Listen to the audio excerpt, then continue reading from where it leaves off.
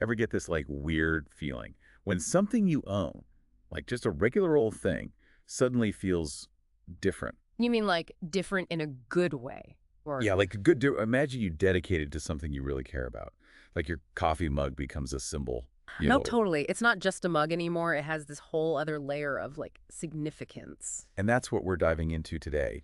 It's a concept in Jewish law, pronounced mi'elah, about what happens when something becomes sacred and what happens if, oops, you accidentally misuse it. We're talking about things getting a whole lot more than just sentimentally valuable. They're actually changing on like a spiritual and legal level. Exactly.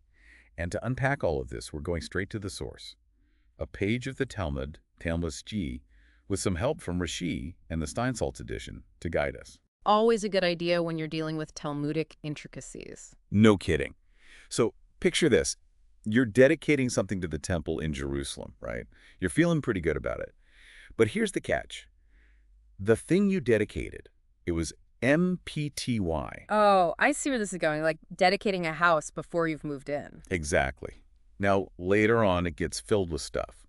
The big question these rabbis are tackling is, are those new W contents also holy, even though they weren't there at the beginning? It's like, does the holiness like backdate to include anything that comes later? That's a tricky one. You better believe it. And trust me, it gets complicated. We're talking classic Talmudic back and forth with Rabbi Yehuda and Rabbi Yos weighing in with their opinions. Oh man, if those two are debating, we know it's going to be good.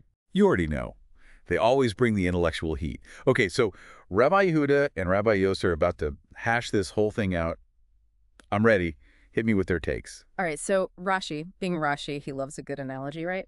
To explain Rabbi Yehuda's view, he gives us this picture of an empty barn. Empty barn. Okay, I'm with you. So you dedicate this barn to the temple, all nice and simple, yeah. Yeah, seems like a pretty standard dedication so far. But now, get this. A flock of doves, they decide to make this barn their new home. Okay, doves. Doves, yep. They're building nests, raising their little dove families, the whole deal. So much for a holy barn right now. It's a birdhouse. Basically. And here's Rabbi Yehuda's point. Those doves, they don't automatically become temple property just because they moved in. Even though it's like technically a temple barn at this point. Right.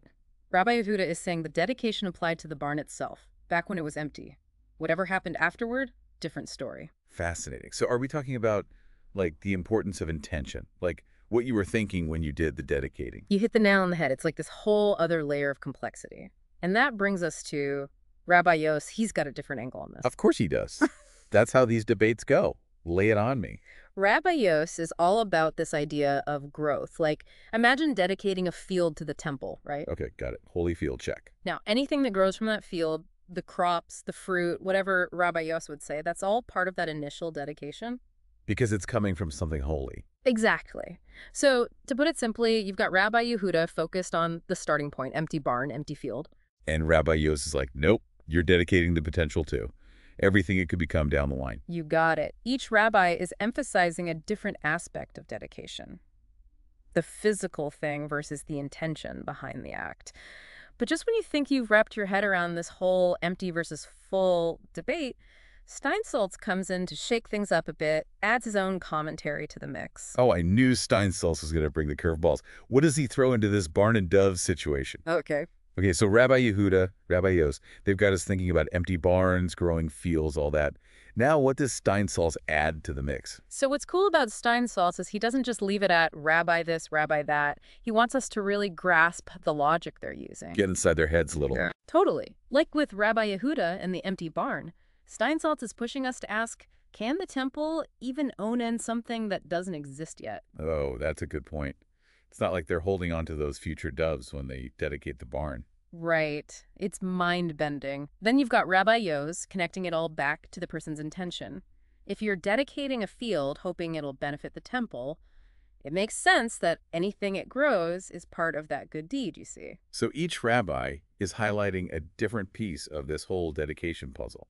But I thought you said Steinsaltz had a surprise for us, like one of those classic Steinsaltz curveballs. Oh, yeah, he totally does. He points out that there are cases where both Rabbi Yehuda and Rabbi Yos would say, yep, those later additions, they are holy. Hold on, wait. Didn't they basically disagree on the whole empty versus full thing? Here's the thing. It's all about timing. What if, when you dedicated that barn, it was already full of stuff? Uh-huh. Okay, so now you're not just dedicating the building itself, you're dedicating the whole package deal. Exactly. Nobody's arguing about some hypothetical flock of doves moving in later because it was never empty in the first place. This is what I love about diving deep into the Talmud, you know.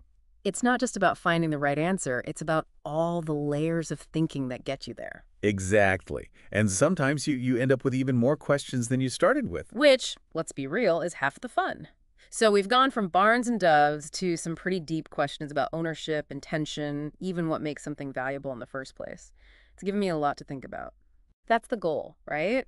And the best part is these ancient ideas, they're still relevant today. Think about intellectual property.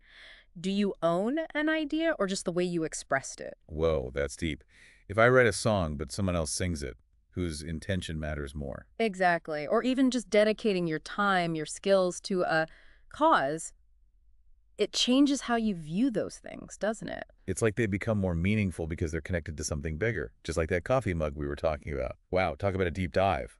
This is why we keep coming back to the Talmud week after week. Always something new to discover. That's right. Thanks for joining us on this journey through the fascinating world of Mi'elah.